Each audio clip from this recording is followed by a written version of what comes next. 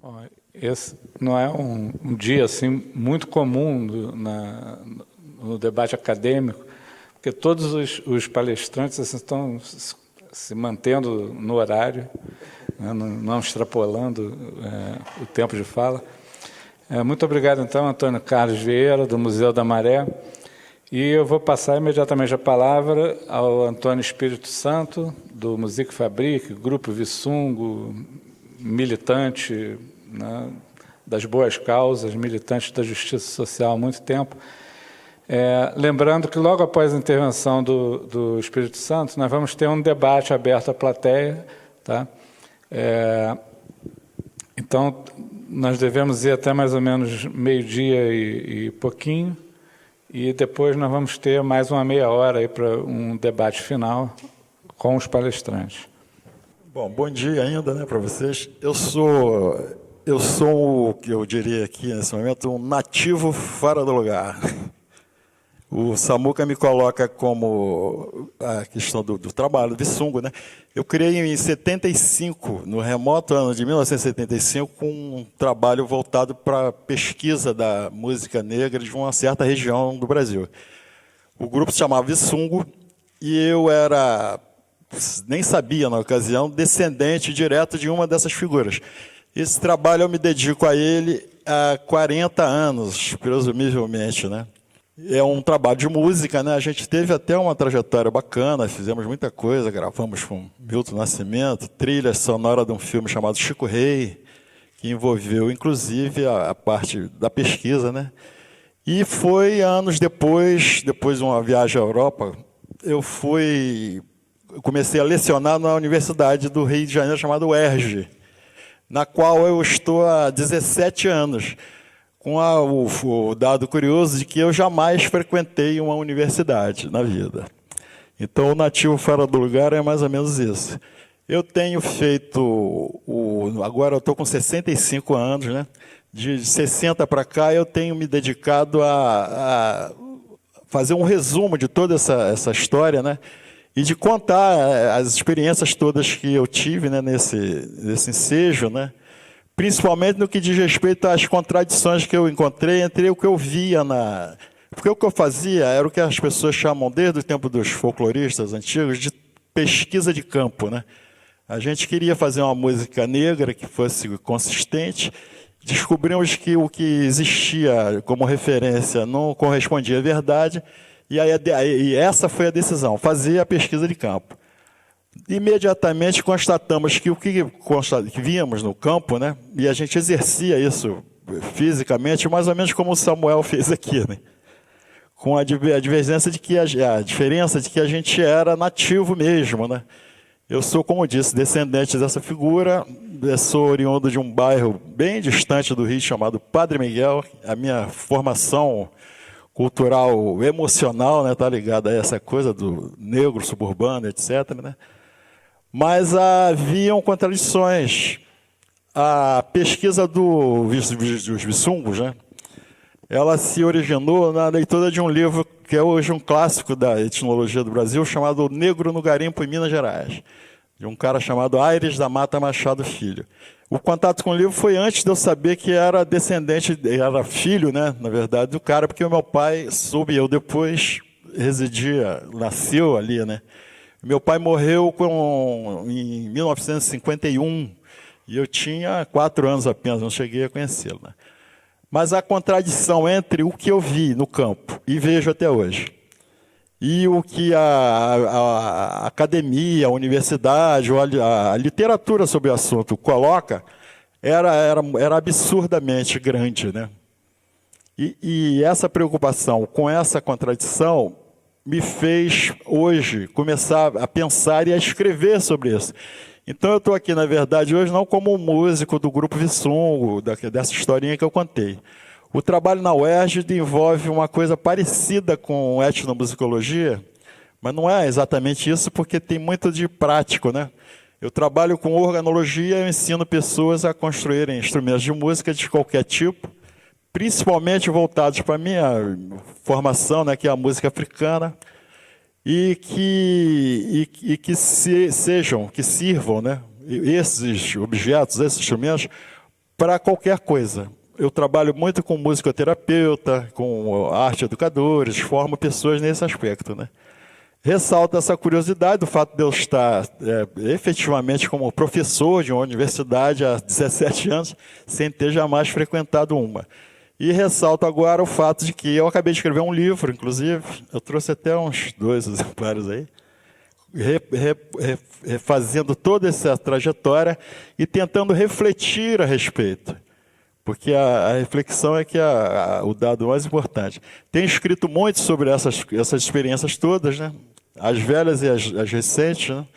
Na internet, no blog.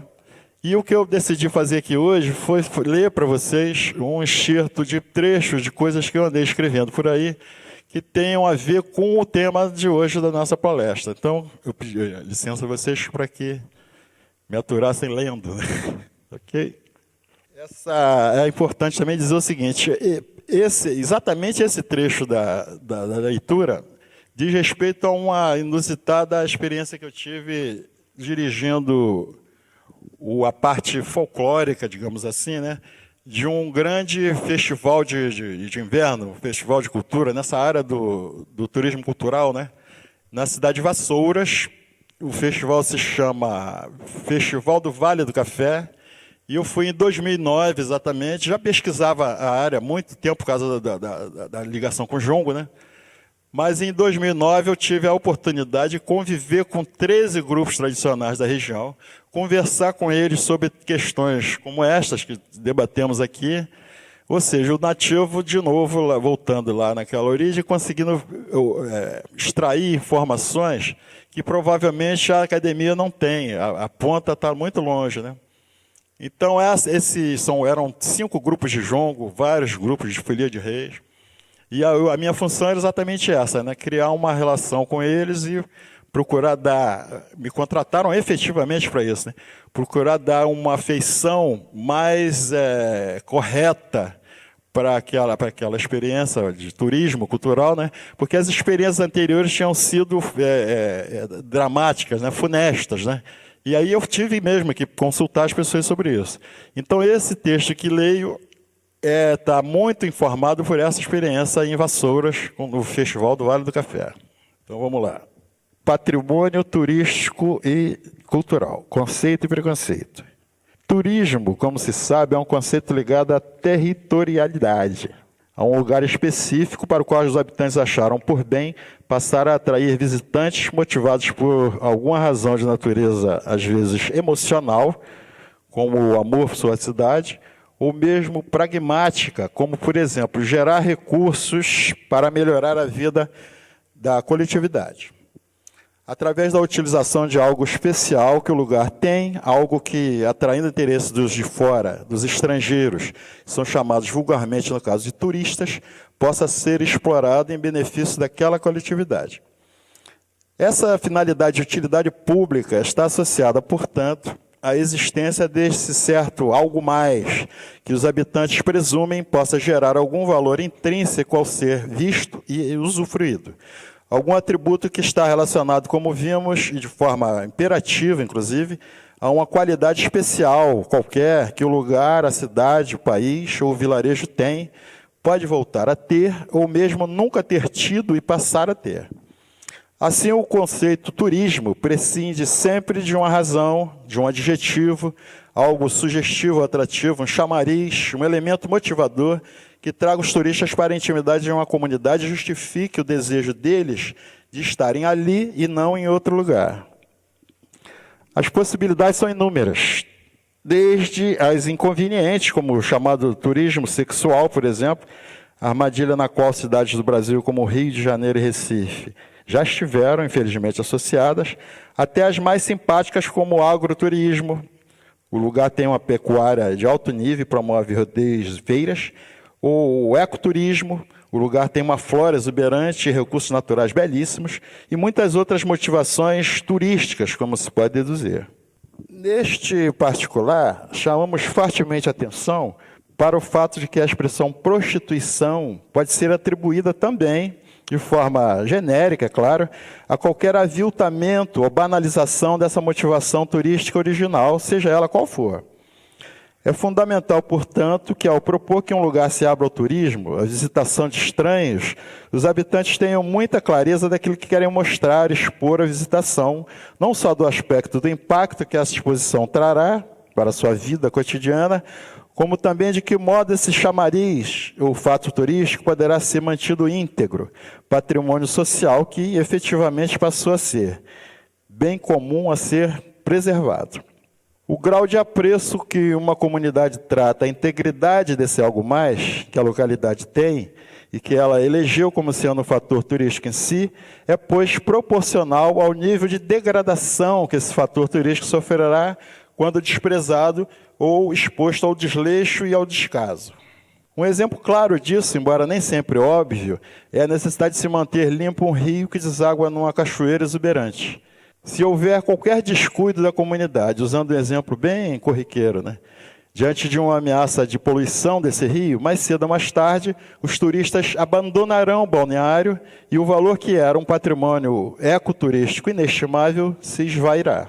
Preservar, conservar e manter o patrimônio de uma coletividade íntegro e perene, mobilizar a consciência turística de uma coletividade é, pois, sinal de inteligência comunitária, condição essencial para merecermos o nome de indivíduos civilizados. Tocar nesse assunto, quando o bem a ser preservado é de natureza imaterial, como manifestações culturais, tradicionais, algo intangível, por exemplo, é, contudo, um assunto bem mais complexo. Considerando-se, no entanto, os exemplos acima citados, o conceito preservação em geral, até que não é tão complicado assim. Podemos continuar a exemplificar também, no caso das imaterialidades, sem dificuldade, usando essas mesmas simples analogias. Se a intenção for tornar algo patrimônio de uma comunidade, o fato desse bem ser material ou imaterial importa bem pouco do ponto de vista do inventariamento, do processo do julgamento de seus atributos.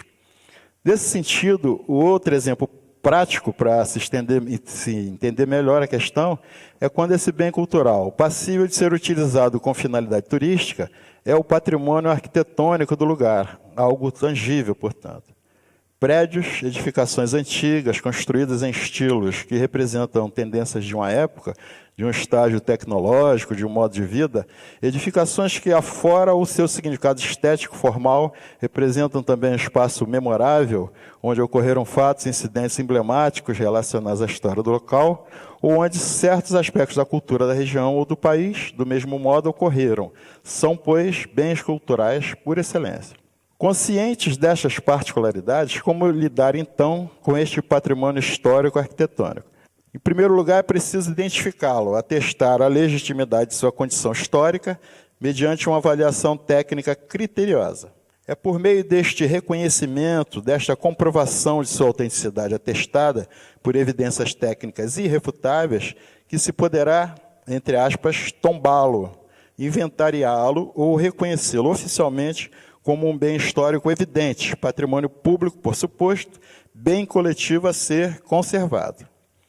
É a partir deste reconhecimento público, formal, que surge, então, me parece, a obrigatoriedade, também pública, de restaurá-lo quando degradado pelo tempo, ou mesmo pelo vandalismo de alguns, e mantê-lo preservado, íntegro, função geralmente assumida como precípua por alguma instituição pública vocacionada para tal, como é o caso do IPHAN, pelo menos nesse aspecto.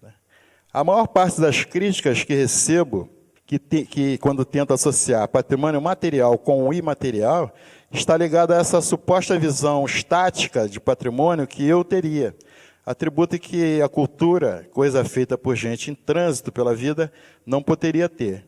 Eu também sei, a cultura está sempre sendo feita e por se fazer. Quem não sabe disso?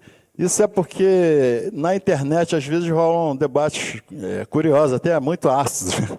E essa visão, às vezes, é criticada principalmente por acadêmicos, por antropólogos em geral, como sendo uma visão simplista, ingênua, folclorista, etc. Mas eu insisto nela como leio aqui. O fato é que as pessoas não perceberam que a crítica que faço, geralmente, não é a maneira como a patrimonialização de bens culturais está sendo feita.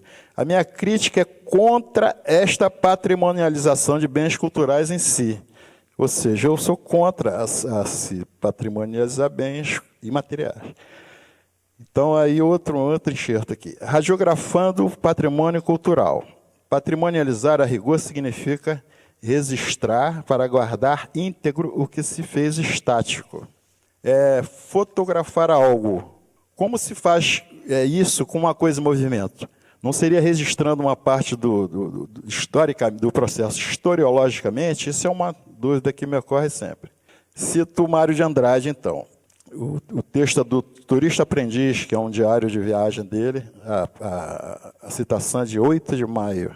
Mário de Andrade falando. É esta pré-noção invencível, mas invencível, de que o Brasil, em vez de se utilizar da África e da Índia que teve em si, desperdiçou-as, enfeitando com elas apenas a sua fisionomia, suas epidermes, sambas, maracatus, trajes, cores, vocabulários, quitutes, e deixou-se ficar por dentro justamente naquilo que pelo clima, pela raça, alimentação, tudo, não poderá nunca ser mais, macaquear na Europa.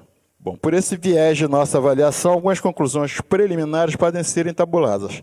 A primeira delas, a mais evidente e dramática, é que a maioria dos grupos de cultura tradicional do Brasil, do ponto de vista de sua relação com o Estado, estão completamente desorganizados como tal e desarticulados entre si. Vivem à mercê das investidas de aventureiros de vários tipos, bem ou mal intencionados e, em sua maior parte, totalmente deseducados, aculturados, apartados dos significados e sentidos mais profundos da cultura tradicional de seu próprio país. E é este um ponto crucial da crítica. Os agentes do Estado, incumbidos de inventariar bens culturais e materiais, por conta do renitente histórico elitismo e descaso de nossa academia para com certos aspectos da nossa cultura popular, quase nunca estão preparados, não são efetivamente doutos naqueles temas sobre os quais ganharam o direito de arbitrar. Façam como eu e tentem montar uma bibliografia densa e pertinente, com livros, teses e dissertações acadêmicas sobre jongo, congada, maracatu, qualquer coisa destas manifestações aí, neste rol de registros e tombamentos. As razões dessa desarticulação circunstancial e relativa dos grupos de cultura tradicional, da fragilidade de suas relações de intercâmbio com a sociedade em geral, só podem estar ligadas, portanto, às históricas e caquéticas idiosincrasias do sistema social do Brasil, que alija para a periferia da sociedade tudo que diz respeito ao que é chamado de popular, principalmente as suas oportunidades de acesso à educação. Alija não, torna invisível, ilegível, todos aqueles aspectos cruciais de nossa experiência civilizatória que não sirvam para inglês ver. Nossa academia, com alguma certeza, ainda hoje reflete esse estado de coisas. Já disse uma vez por aí, se a sociedade brasileira não fosse tão excludente e racista, jamais teríamos uma cultura popular tão acentuadamente africana como a que temos. Como disse, observem que, como não podia deixar de ser, até mesmo a preservação do patrimônio cultural e emocional deste tal de povo é reiteradamente desprezado, subestimado, do mesmo modo que são omitidas e desconstruídas até mesmo as referências ao seu passado histórico, bem entendido o passado histórico real do país, enquanto instância evidentemente associada à nossa cultura de maneira geral. Fica do mesmo modo evidente de que há, além da óbvia e recorrente contradição socioeconômica entre pobres e ricos, um imenso fosso ético se alargando no bojo dessas relações entre elite e povo, entre aspas, agentes externos e população local, no caso. Já que as mais iníquas investidas rumo à vocação turístico-cultural de certas regiões, vista como oportunidade de ganhos financeiros para indivíduos e instituições estranhas às comunidades, segundo a maioria dos relatos disponíveis, costuma ser perpetrada sem nenhuma espécie de pudor etnológico. Aparentemente intencionado em alijar e excluir, e num segundo momento, por um mero imperativo político estratégico talvez, usar, instrumentalizar a cultura dos grupos de cultura tradicional local, Essas ações quase sempre são realizadas, portanto, sem nenhum cuidado com os riscos que esta utilização irresponsável traria para a sobrevivência das manifestações aviltadas, após uma longa exposição a essa desmedida corrupção de valores gerais mais essenciais, sua tradicionalidade, enfim. É como naquele exemplo do Rio, de uma cidade aquele que eu falei há pouco, né? Que assim como a cultura está sempre em trânsito, mas precisa ser mantido livre da poluição, senão perde seu valor turístico ou patrimonial. Fica ainda no mesmo sentido atestado que há problemas terríveis também no que diz respeito à formação educacional de nossa juventude, entre aspas, incluída. Quando se percebe que na vanguarda dessa elite predatória, turistas, ao contrário, por assim dizer, intermediando a ação dos organizadores responsáveis por essas ações, estão jovens formados em universidades, muitas vezes em ciências sociais, antropologia, etc., matérias fundamentais nessa questão, inclusive em seu estrito sentido ético. Jovens, entre aspas, bem informados, estes, que não raro usam os supostos conhecimentos oferidos em sua formação para perpetrar esse tipo de ação anticultural esperta, e não raro fazendo-nos refletir desolados que diabos estamos fazendo com a nossa sociedade letrada. É bastante difícil avaliar, por isso mesmo, o grau de degeneração provocado por iniciativas culturais pretensamente positivas e boazinhas. O cerne da questão é que o impacto de ações como estas costuma ser muito mais nocivo do campo da ética, porque acaba corrompendo as comunidades no âmago de seus valores morais mais caros. Degeneração pura e simples, no sentido da banalização de um atributo emocional intrínseco à cultura das pessoas. Deturpação da representação simbólica de toda uma maneira de ver e viver a vida, que pode ruir e efetivamente rui, totalmente quando se depara com a constatação de que se pode trocar por alguns trocados a exibição de uns poucos dotes artísticos ancestrais, da mesma forma que se pode trocar um benefício mensal de um programa de renda mínima por um voto. Degeneração ética, como morte da tradição, como extinção do patrimônio cultural e material que se esgarça e se vulgariza. Tradição e ética não enche barriga, é o que se diz hoje por aí. Assim, com a insistência do aliciamento dos, entre aspas, aventureiros, como a esmola viciando o cidadão, a exibição dos dotes exóticos passa a se dar mesmo quando alguém, considerando os dotes originais ou tradicionais feios e desinteressantes, segundo as ocultas intenções de espetacularização do evento, alicia para alterar, para subverter, para fingir uma falsa tradicionalidade que melhor apeteça ao turista freguês. Este também, de algum modo, lesado, porque é levado a considerar cultura tradicional o que foi descaradamente maquiado e forjado. Em meio a este descompasso moral, que mal haveria em mudar um passinho aqui, trocar uma saia branca por uma estampada colar, cantar uma canção afirmada como sendo pretensamente folclórica, composta por sabe-se lá quem, corrompendo-se, prostituindo-se. Algum incômodo, alguma sensação vaga de ridículo haveria. Algum mal-estar, sim, mas e daí, se isso tudo é coisa que dá e passa? Quem há de saber o rumo que estas coisas poderão tomar ou no que elas podem resultar no futuro? Pois não é assim mesmo, aviltando-se, corrompendo-se por força de algum meio hostil, que as coisas todas do mundo se extinguem? A questão nuclear de tudo isso é que, se o conceito de turismo cultural encerra a exibição, seja lá com que finalidade for, de certos atributos do patrimônio imaterial real de uma comunidade, o que ocorre em certo prazo se estes valores forem corrompidos, aviltados acima do insuportável. Mesmo que, materialmente, ainda lhe restem traços, vestígios de sua forma original, simbolicamente nada mais restará de memorável, digno de ser exibido. Tarde demais, quando o que vendemos foi a nossa própria alma, pode ser a lição.